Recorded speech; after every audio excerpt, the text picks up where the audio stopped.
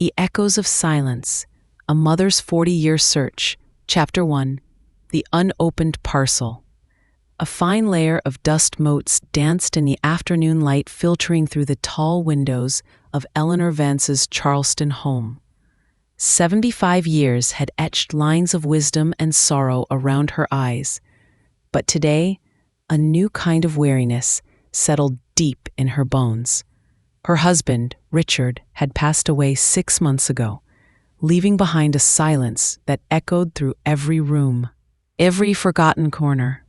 Now came the daunting task of sorting through a lifetime of accumulated memories, of objects that whispered stories only Richard could truly tell. She sat amidst boxes in the attic, the air thick with the scent of aged paper, mothballs, and forgotten dreams. Richard had been a man of meticulous routines, of impeccable order, but even he, it seemed, had a hidden corner or two, a secret stash of his own. This particular box, tucked away behind a stack of old maritime charts and a yellowed naval uniform, felt different. It was smaller than the others, made of dark, polished mahogany and surprisingly heavy, as if it held the weight of untold stories. Eleanor had never seen it before, not in all their 50 years of marriage. With a sigh that carried the weight of her grief, she lifted the lid. Inside, nestled among layers of tissue paper that had long since surrendered their crispness, was a parcel. It was addressed to Mr. and Mrs. R. Vance, written in a delicate, looping hand, with an unfamiliar French stamp and a postmark clearly dated from 40 years ago. The return address, equally elegant, read, Isabelle Dubois, Normandy, France. Isabelle Dubois? The name struck Eleanor like a tuning fork, resonating with a long-buried ache, a phantom limb of her heart. Isabelle had been their son Sam's nanny, briefly, so many decades ago. A quiet, artistic young woman. Fresh out of some finishing school in Paris, she'd stayed for just a year, a fleeting presence in their lives. Eleanor remembered her vividly, even after all this time. Her luminous dark eyes, her shy smile, the way she would hum French lullabies to a then-toddler Sam.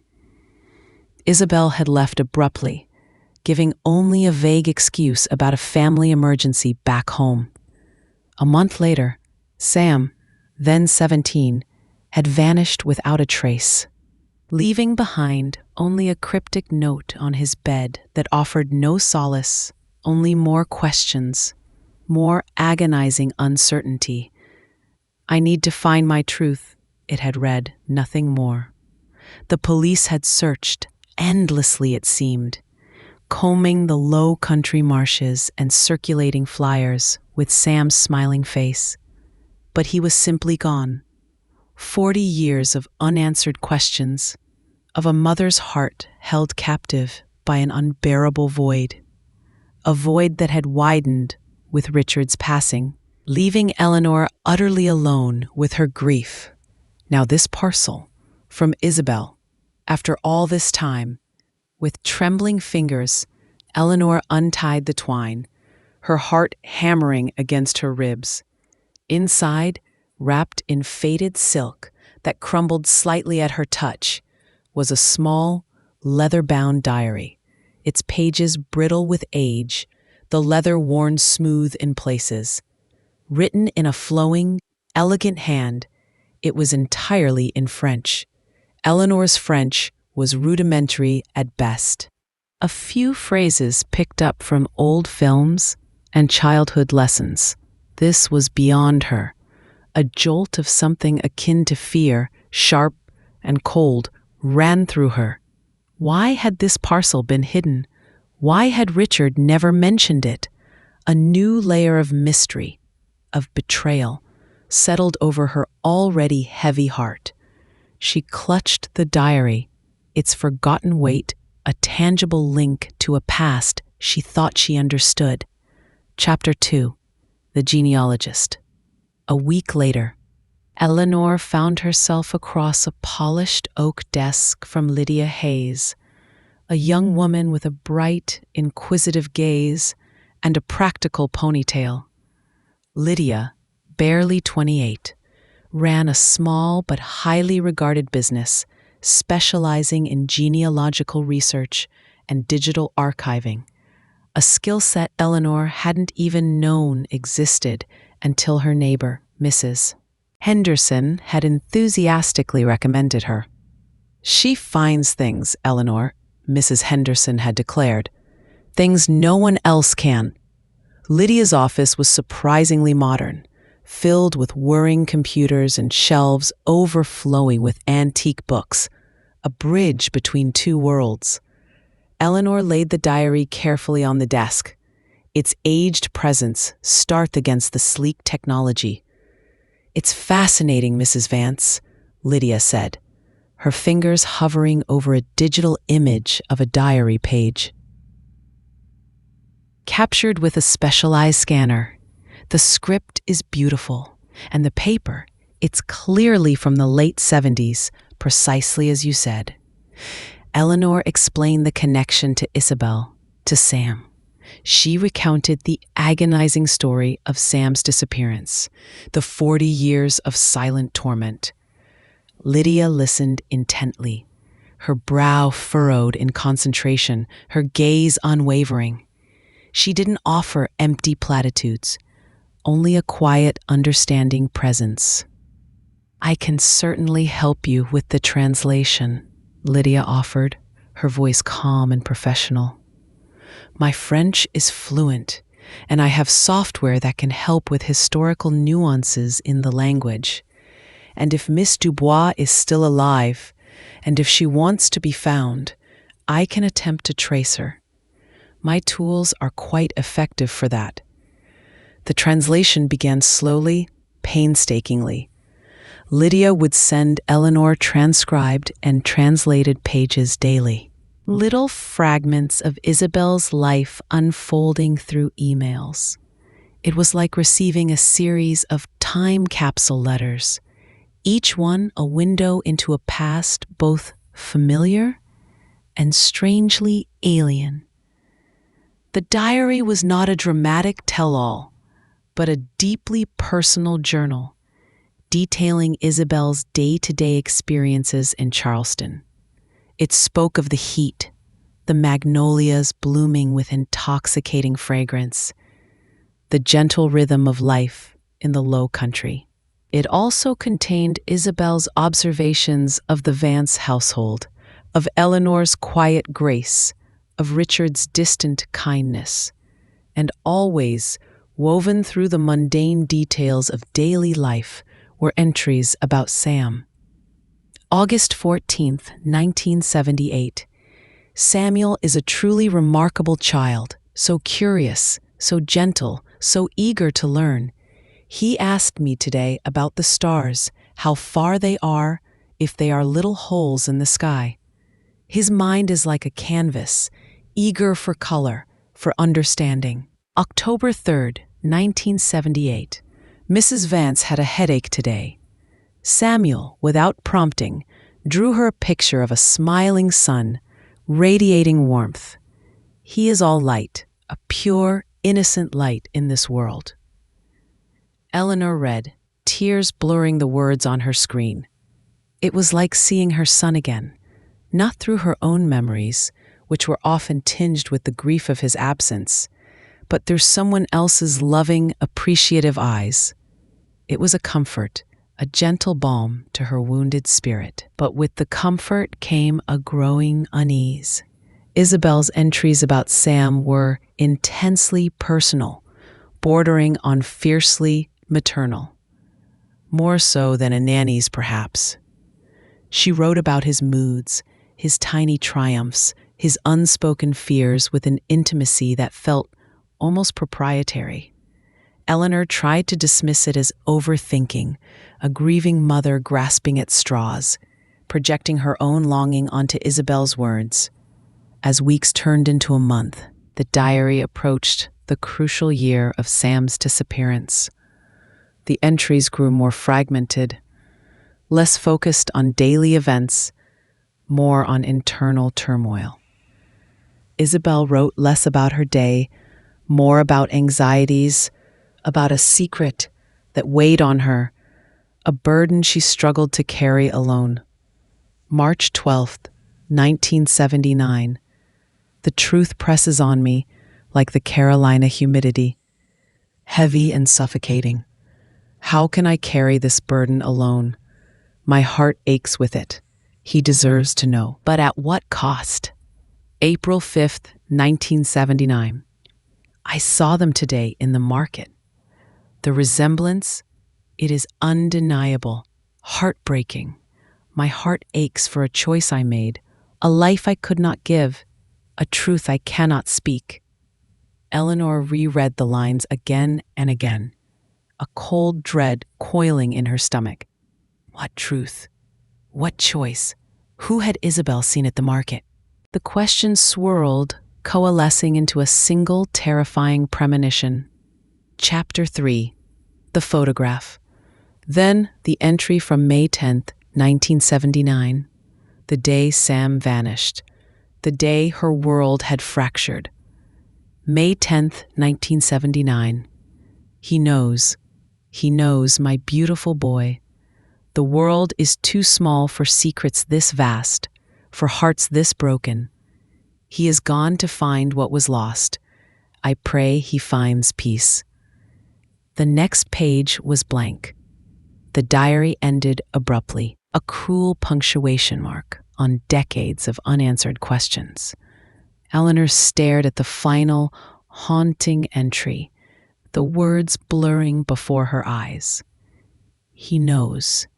He's gone to find what was lost. What had Sam known? What had he gone to find? A tremor ran through her, an icy premonition that something far more complex, far more painful than a simple runaway tale was about to be revealed. The phone rang, startling her. It was Lydia. "Mrs. Vance," Lydia's voice was tentative, a little breathless. "I found something remarkable." It was tucked into the binding of the last page, almost invisible. A photograph. Eleanor rushed to Lydia's office, her heart pounding with a mixture of terror and fierce hope. Lydia carefully slid a small, yellowed Polaroid from a protective sleeve. It was faded, but the image was clear enough to send a jolt of shock through Eleanor's entire being. In it, a teenage Sam stood, his arm loosely around Isabel. He was smiling, a rare. And now I want to press this button. What I found was so remarkable. It was tucked into the binding of the last page, almost invisible. Wistful smile that Eleanor hadn't seen in years. A smile that spoke of both affection and a newfound understanding. But the most jarring detail was the object Isabel held in her arms. It was a baby, a newborn, wrapped in a crocheted blanket, its tiny head peeking out. The baby had a shock of dark hair, just like Sam's had been when he was an infant. But the most uncanny detail was the child's eyes. Even in the grainy photo, they seemed uncannily like Sam's, deep, dark, and intelligent. And the woman holding the baby was undeniably Isabel. Eleanor stared, her breath catching in her throat. The air suddenly thin and cold. The baby looked nothing like her. Lydia's voice was gentle, almost a whisper. "I cross-referenced the dates, Mrs. Vance. This photo appears to have been taken just before Isabel left Charleston. How entries, they speak of a choice, a secret, my beautiful boy. And the resemblance between the baby and Sam? It's striking." Lydia paused, her gaze filled with compassion. I think I think Sam wasn't your biological son. I think he was Isabel's. The words hung in the air, shattering the silence of the room, shattering Eleanor's world into a million glittering shards. 40 years of agony, of questions, of a truth she had blindly accepted, and now this. A cold, hard truth replacing the agonizing void. The pieces of Isabel's diary, the cryptic entries, the intense affection for Sam, clicked into place, forming a narrative Eleanor never could have imagined in her wildest, most terrifying dreams. A family constructed on a foundation of unspoken secrets, a life built on a whispered lie. But why? Eleanor whispered, tears finally escaping, hot and stinging on her cheeks. Why would she leave him? Why would she never tell us? Why would Richard keep this from me? Her voice broke on her husband's name, the pain of his deception cutting deeper than any other wound. Lydia reached across the desk, placing a comforting hand on Eleanor's trembling one. I think, she said softly, the diary hints at a desperate situation. She mentioned persecution in an earlier, almost illegible entry, written in a cramped, hurried hand. Perhaps something political in France? Or a profound personal hardship she couldn't overcome? Being an unmarried mother in rural France at that time, it would have been incredibly difficult. And perhaps perhaps he thought he was protecting you from pain, from the truth of a stillborn child, by bringing Sam into your life this way. Lydia then added, her voice gaining a professional certainty.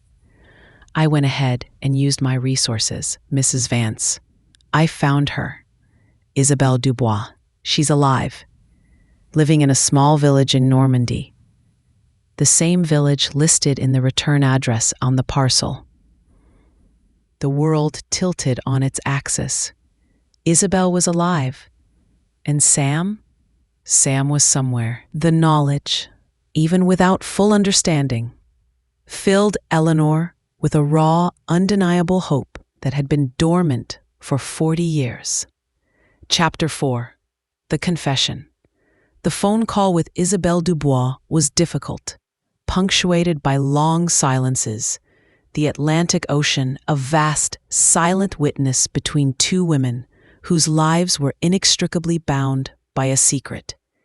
Isabel's voice, when she spoke, was reedy and fragile with age, heavily accented, but her words, though broken, were clear enough to deliver the final, shocking truth. She had been a very young, unmarried woman from a poor, rural family in France. She had a son, born out of wedlock, at a time when such a thing brought immense shame, social ostracization, and crushing hardship. Her family, desperate for her to escape the stigma and make a better life, had arranged for her to come to America as an au pair. Richard Vance, a distant relative of a friend of her family, had recently lost his own child through a devastating stillbirth. He was a man consumed by grief, desperate for a child, a son. Isabel, facing destitution and the inability to provide for her baby, had made an impossible choice. She had agreed to give her son, Samuel, to the Vances. Richard had privately made a deal with Isabel's family. Isabel would leave the baby with them, and they would adopt him as their own. Isabel, heartbroken and desperate, had believed it was the only way her son would have a chance at a good life, a future she could never provide. She had stayed for a year, growing to love the Vances and the life they offered her son. But the secret, the immense weight of her sacrifice, festered within her. She lived each day torn between the love for her son and the agonizing silence of her secret. Richard had never told Eleanor the truth. Eid explained Isabel's sudden departure as a family emergency back home. He told Eleanor that Sam was adopted through a private, closed agency, a legal fiction designed to protect them both from the painful, unconventional truth of their arrangement. He had loved Eleanor deeply and had wanted to spare her the pain of a barren womb, the grief of a lost child, by bringing Sam into her life as seamlessly as possible. "I tried to tell him, Mrs. Vance," Isabel whispered, her voice thick with unshed tears. "I wrote it in the diary. I put the photo. I begged him to tell you the truth. For Sam's sake. For yours. I sent the parcel, hoping it would make him finally speak." She paused, her voice cracking. "But he never did he? And the parcel, it never arrived." Eleanor confirmed it had only just been found. Isabel explained she had waited, agonizing, for a response, a call, an accusation. When nothing came, she assumed the Vances had received it, understood, and simply wanted nothing more to do with her. She was consumed by guilt, by the fear that she had ruined their lives, that she had been an unforgivable deceit. She had retreated into her life in Normandy, her secret consuming her. "Sam, he found me," Isabel choked out, her voice now thick with emotion. "He came to Normandy 40 years ago, after he read my last entries in the diary. He put it together. He was angry at first, so angry. At me, at Richard, at the world. But then he understood." She paused, a fresh wave of sobs escaping her lips. "He understood why I did it. He understood I loved him, that I wanted the best for him. He stayed. He lives here. He has a family. He is happy, Eleanor." Eleanor felt a wave of dizzying relief. Sam was alive. Her son, her missing boy, was alive. The tears that flowed now were not of sorrow, but of an overwhelming, joyous release. 40 years of a mother's torment, lifted in a single phone call. The truth was painful, yes, but it was a truth she could live with. A truth that finally brought peace. He told me he loved you very much, Eleanor," Isabel continued, her voice softer now, almost a balm. "He said you were his mother, always. You raised him. You taught him kindness, strength. He never forgot that. He never forgot you." Chapter 5, The Reunion. A week later, Eleanor Vance, accompanied by Lydia, who had become more than just an assistant, but a quiet, compassionate confidant, found herself on a plane to France. The journey was long, stretched across time zones and oceans, but every minute was filled with an unbearable anticipation, a fluttering hope that felt both terrifying and exhilarating. When she finally stepped onto French soil, into the crisp, cool air of a spring morning, into the small, charming village Isabel described, Riex-sur-Ballon, a coastal gem in Brittany, not Normandy, Isabel had clarified. A small mix-up in the initial research, but the correct village now. She felt a tremor of nerves, followed by a surge of overwhelming hope. Isabel had given them directions to the village square, a bustling heart of local life. Eleanor's eyes scanned the crowd, searching for a face she knew, a face she only recognized from a faded photograph. Then she saw him first across the square, amidst the vendors and the shoppers. A man with kind eyes and a shock of dark hair, now streaked with silver. He wasn't a boy anymore, not the 17-year-old she'd last seen, but he was undeniably Sam. His smile, though etched with the passage of time. still held the familiar curve she remembered, the same slight crinkle at the corners of his eyes. He looked just like the boy she'd raised, mixed with hints of Isabel's delicate features, a harmonious blend of two lives. He saw her, and a slow, uncertain smile spread across his face, followed by a flicker of disbelief. Then recognition dawned in his eyes, bright and clear. He was walking towards her, his pace quickening with every step. "Mother," he asked, his voice deeper. Matured by years and experience, but still holding the familiar cadence she remembered, a melody from a long-lost song. Eleanor didn't speak. She simply reached out, her arms trembling, and he enveloped her in a hug that was 40 years in the making. It was a hug of forgiveness, of reunion, of an unbreakable bond that transcended blood and time, transcended secrets and pain. It was a hug that held the echoes of silence and the promise of a future finally reunited. Later, sitting in Isabel's cozy farmhouse kitchen, the air filled with the scent of fresh bread and simmering herbs, Eleanor met her grandchildren. Two bright-eyed teenagers, a girl named Sophie and a boy named Louis, who spoke fluent French and surprisingly good English, a testament to their father's roots. They were curious, a little shy, but their eyes held a warmth that spoke volumes. She learned about Sam's life, his work as a skilled carpenter and craftsman, his quiet contentment in this beautiful, remote corner of the world. She saw the pride in Isabel's eyes as she spoke of her son, a pride that Eleanor now shared, unburdened by the weight of a painful past.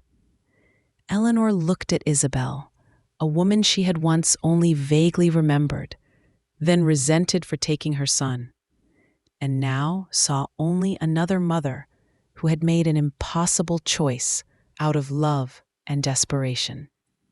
A woman who had carried her own burden of silence for decades. The love Eleanor felt for Sam hadn't diminished, even with the knowledge of his true parentage. If anything, it had deepened, broadened, encompassing not just the boy she'd raised, but the man he had become, and the biological mother who had given him life.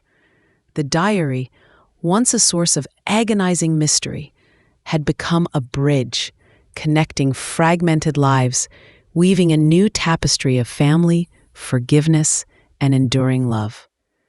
Eleanor had lost a secret, but she had found her son, and in doing so, had found a peace she never thought possible. Her journey had led her not to the answer she expected, but to a profound truth, that love is not always defined by blood, but by the hands that raise, the heart that cares, and the bond that endures, even across 4 decades of silence.